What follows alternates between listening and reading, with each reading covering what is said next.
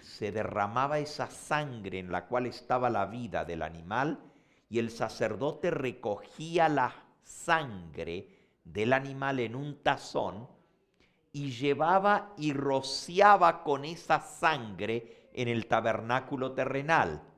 Y de esa manera se hacía la expiación por el pecado. Eso está en el capítulo 9. Dice allí en el versículo 19.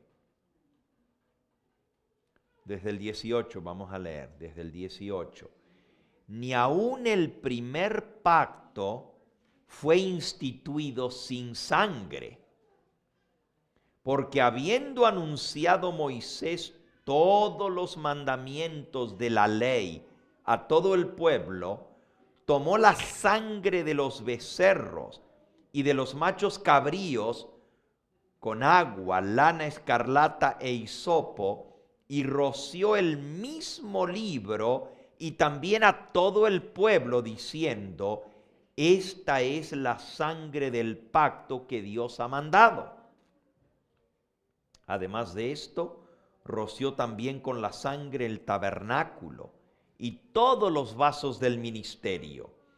Y casi todo es purificado según la ley con sangre, y sin derramamiento de sangre no se hace remisión.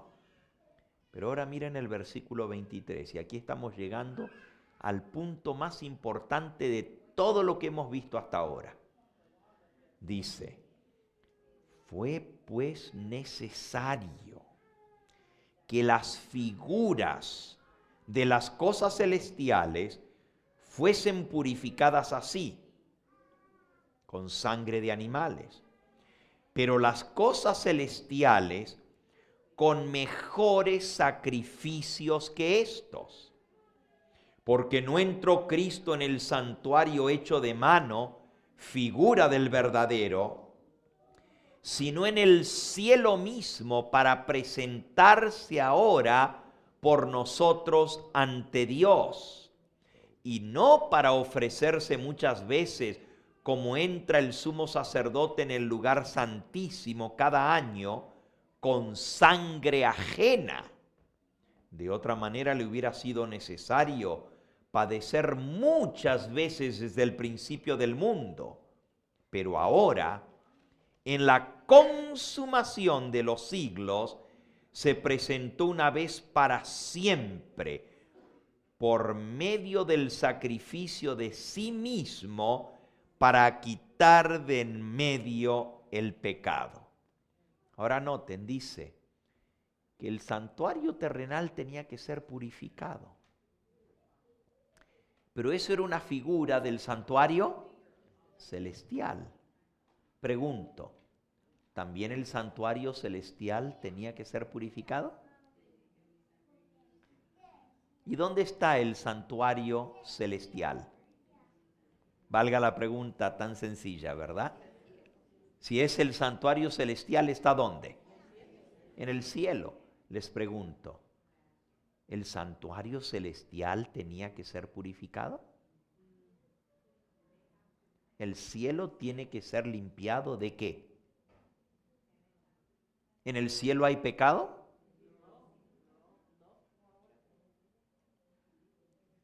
¿Y por qué dice aquí: fue pues necesario que las figuras de las cosas celestiales se purificaran así, pero las cosas celestiales mismas deben ser purificadas con mejores sacrificios que estos?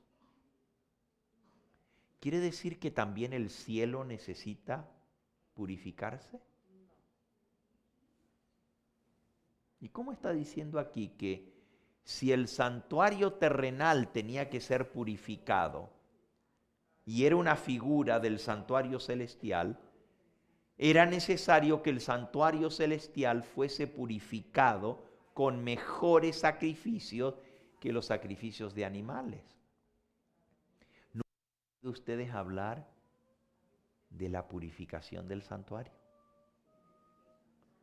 ¿Conocen esa profecía que dice hasta 2300 tardes y mañanas y el santuario será?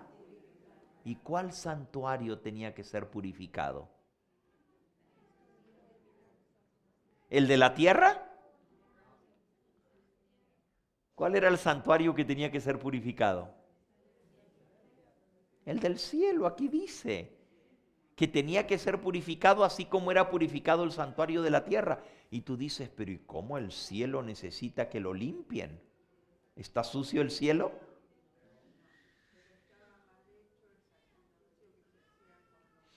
No, eso era en el santuario terrenal. Pero ¿y en el cielo? ¿Qué es lo que ensucia el santuario celestial? Ah, entonces necesitaba ser purificado. Lo que contamina no solamente esta tierra, sino también el cielo y todo el universo, es el pecado. El pecado entró a contaminar la creación de Dios. Cuando entró el pecado en el universo, y no entró el pecado en la tierra primero, ¿a dónde entró primero el pecado? En el mismo cielo comenzó el pecado. Quiere decir que el cielo se manchó, el cielo se ensució, el cielo se contaminó con el pecado. Y comenzó en el cielo, valga. Claro, luego el pecado se trasladó aquí a la tierra cuando Adán y Eva pecaron. Pero antes que Adán y Eva pecaran, ya el pecado se había iniciado en el mismo cielo. Quiere decir que se contaminó la creación de Dios, se manchó, se ensució. Usted puede tener un vaso de agua,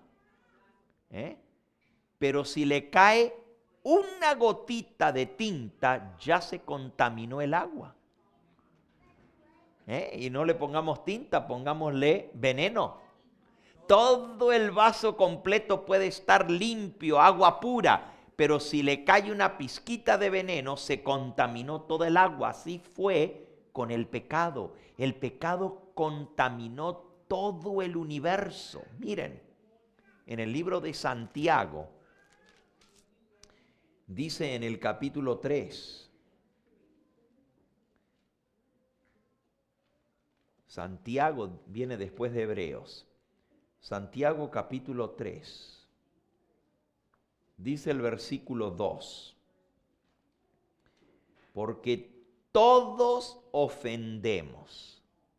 ¿Cuántos ofendemos? Pablo lo dice de otra manera. Pablo dice, eso es en Romanos 3:23, porque todos hemos pecado y estamos destituidos de la gloria de Dios. Aquí Santiago dice, todos ofendemos. ¿Y cuántas veces ofendemos? ¿Qué dice? How many times do we offend? Many times. Muchas veces ofendemos. Si alguno no ofende en palabra, ese es varón perfecto, capaz también de refrenar todo el cuerpo. Comencemos, dice, por la lengua. ¿Quién no ofende con la palabra? ¿Quién no ofende con la lengua? Todos nosotros ofendemos muchas veces, pero miren lo que hace una ofensa. Versículo 5. La lengua es un miembro pequeño, pero se jacta de grandes cosas. He aquí cuán grande bosque enciende un pequeño fuego. Hermanos, en las semanas pasadas el estado de California fue testigo de esto. Y dicen que fue un niño el que inició el fuego y era un fueguito pequeñito, pero ¿cuánto quemó? Fue terrible.